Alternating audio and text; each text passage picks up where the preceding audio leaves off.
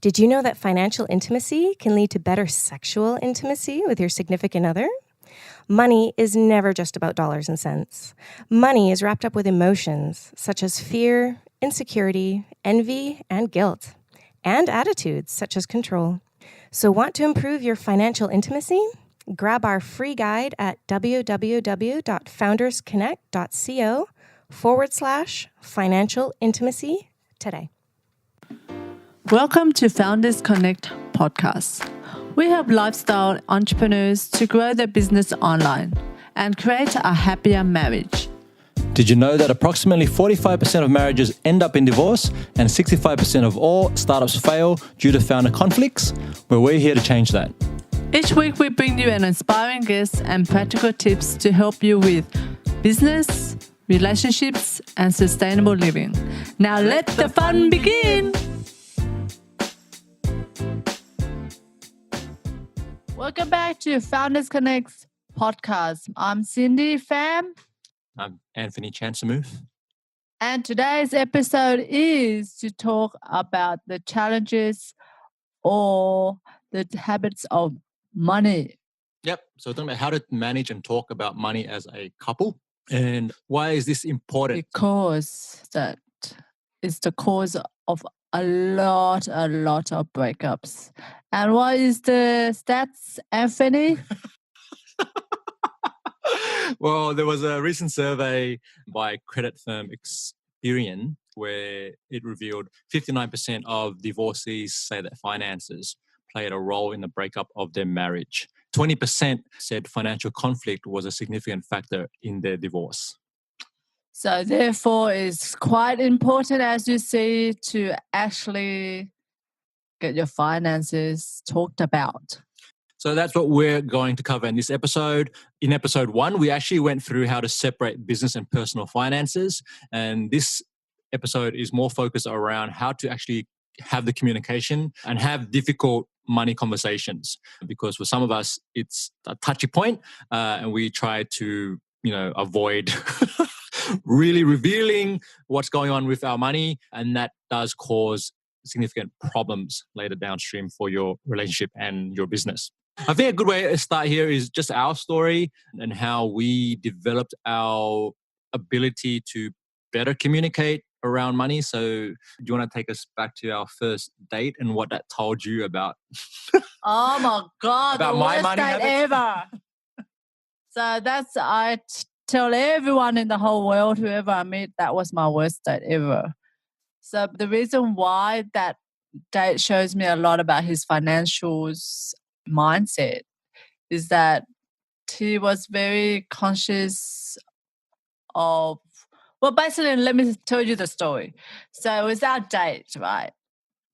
And then we went to our courtyard, wasn't it?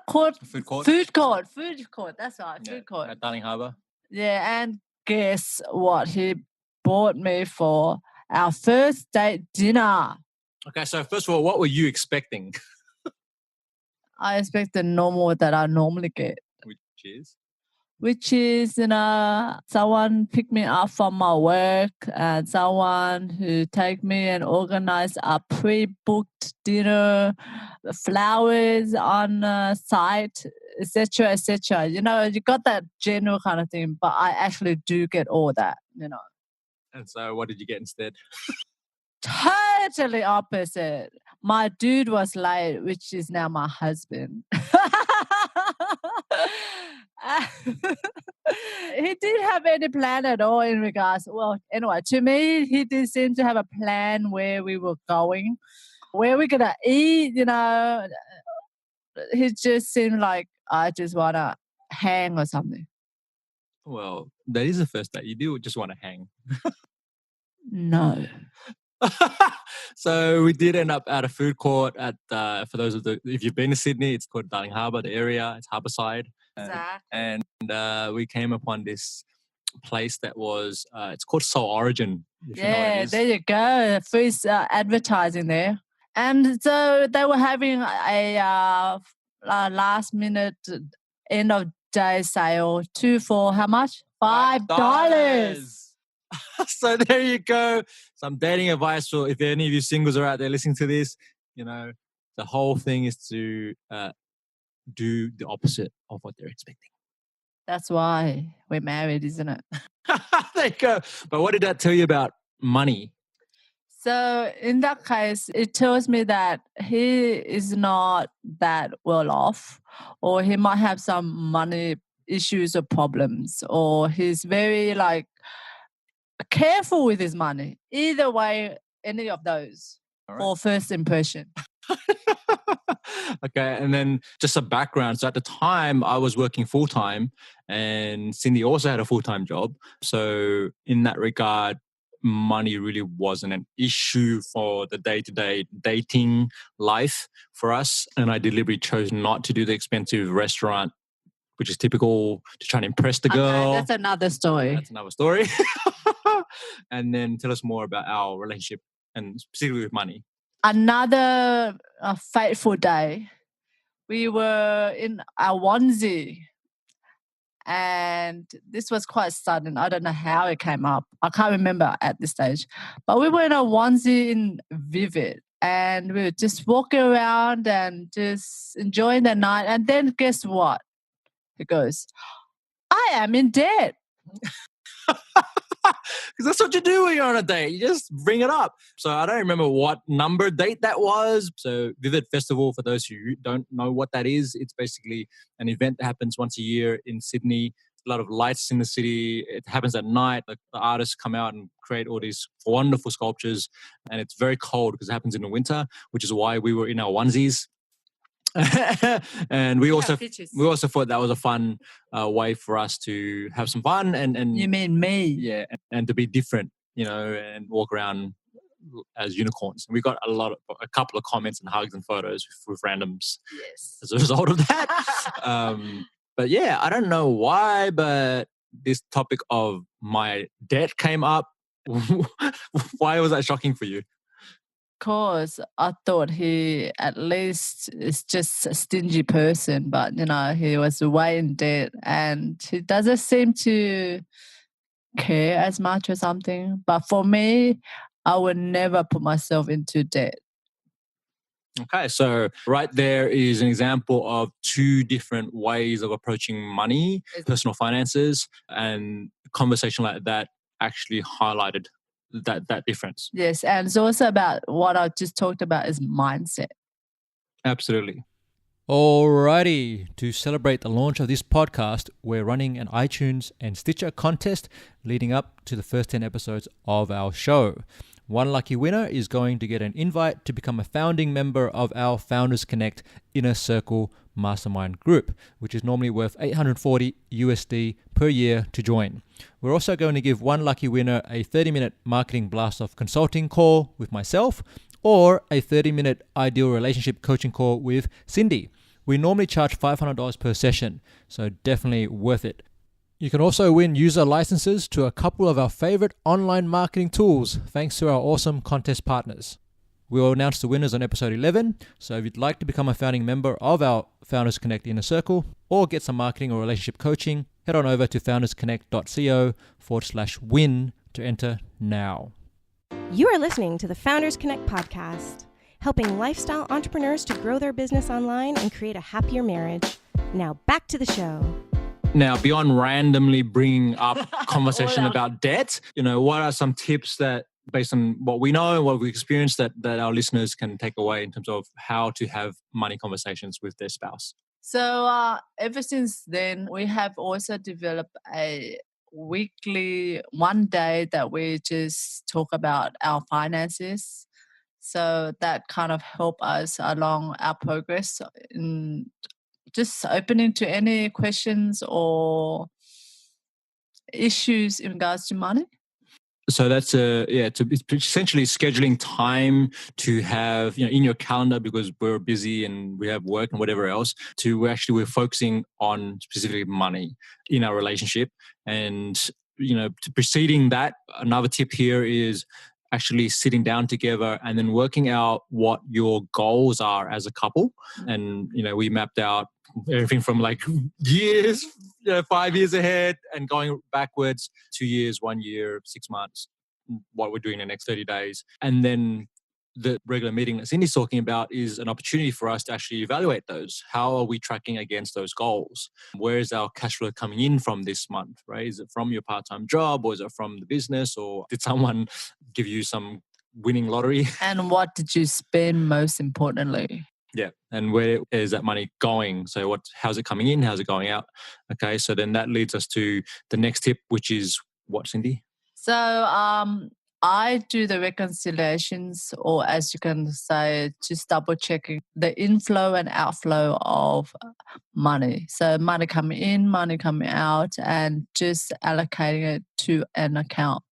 So in finance or in accounting terms, you do reconciliations to balance the account out. And so that is what I do. And if you don't know what it is, then you ask your partner, and then you can allocate that to the right account. If I could put that in plain English, because I had to learn this from Cindy as well. You didn't know her background is in financial accounting. So this often applies to business, but the interesting thing is it also applies to personal finances. And that's the challenge, because a lot of us don't grow up that way unless your parents are already doing that, or your family's doing that. Or if you've got like in Cindy's case, she had a family business for a cafe. So you need to apply the discipline in, we typically grew up learning how to save because that's what our parents drummed into our heads, but not so much into investment. Like how do you invest that money, and how do you make sure, you don't overspend or live within your means, right? But obviously that lesson failed on me. Obvious, very obvious. Right. And so here we had someone who is like, so me, I'm like a typical spender. Cindy's a typical saver. Okay. And investor as well. So we're learning how to navigate those together and then work as a couple, as a team, and make sure that our money is working for us and not against us. And I had to do some reprogramming and learning how to better manage money, but also how to better relate to money, and which is the mindset that Cindy's talking about. Very important. So that leads us to the final and the most important tip is having the difficult money conversations. So as I'd had it, he sprung it on me. So it doesn't matter. It depends on your partner. And having any of those conversations has also clears your suspicious and also your thoughts on, the money, how he is and how he's doing, and then how he creates the money, how he spends it, and you guys as a couple work out what is best to do that in terms of your life. Yeah, your life and also your goals, and also how to, actually, create a spending habit that is both of you would accept. Yep. So in our previous episode, we did talk about T. Harv Ekker's bucket allocation system for personal finances. We recommend you go and listen to the episode if you haven't already, because that actually breaks down the system that we're using for personal finances. Now, in the business world, because we also run a business, there's a system called Profit First, created by a guy called Mike McCallowitz, and which we were talking next episode, upcoming episode. But going back onto the point around having the difficult, sometimes very emotional conversation around money, and it's exactly what you said, Cindy. It's about building trust with each other, because if you cannot have, what's called financial intimacy, there's sexual intimacy, which we will talk about in a future episode, but then there's also financial intimacy. It's like, how do we really bare our soul when it comes down to what we think about money, how we use it, how we spend it, how we invest and allocate it, right? And that is a very hot topic. And we know from interviewing some of our guests, very successful business owners, that they're even avoiding those conversations to some degree, right? Because they don't know how to do it, which is why we wanted to record this episode. So I think that the earlier you start, the more comfortable it gets, because at the beginning, you're kind of feeling each other's, spaces, see which one can just test that one. And if you guys are okay with it, that's a good match. So who pays for the first date, Cindy? That's a big dilemma for a lot of people, isn't it? But not a dilemma for me ever. So that's for the upcoming episode. I will talk more about that. But that will actually reveal your money habits already. Not really. That's the money mindset. And your expectations, right? So, all right. Yeah. Okay. So some of the things that you can talk about when you're having money conversations, right? What are those things? You can talk about what you guys as a couple want to spend on, like how we use the half-acre system. We divide it to certain percentage, and if that percentage doesn't work, just tweak it. Because this is our lifestyle, we want a certain lifestyle, and we tweak it to what's most important to us as a priority kind of thing. And so we just have to know what our individual goals are and what our combined goals are. So a conversation on that is good to know and to be clear about. And that will lead to a lot more of a union that both financially and emotionally well.